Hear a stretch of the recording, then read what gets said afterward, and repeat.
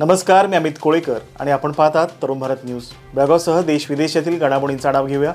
सर्वप्रथम पाहूया आजच्या महत्त्वाच्या हेडलाईन्स.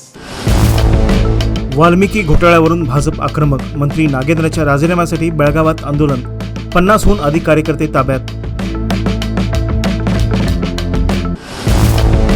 कित्तूर सराफी दुकानातील चोरीचा छडा, 5 आंतरराज्यीय आरोपी अटकेत, 17 लाखांचे चांदीचे दागिने आणि i20 कार जप्त.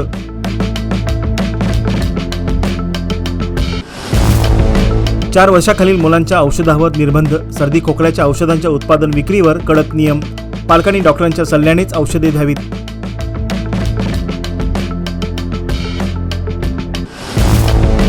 शिंदोळीत योजनेच्या कामाची पाहणी, राहुल शिंदेकडून तिरू कालवा बांधकामाची तपासणी, NMMS हजेरी प्रक्रियेचीही केली प्रत्यक्ष पाहणी.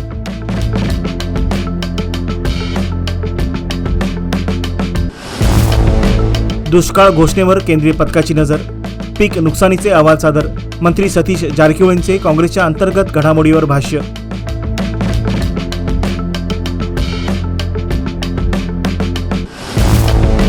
हुकिरीत वीज समस्यांचा पाडा, 24 मागण्यांचे निवेदन, ट्रान्सफॉर्मर, वीज पुरवठा आणि प्रलंबित जोडण्यांचा प्रश्न ऐरणीवर.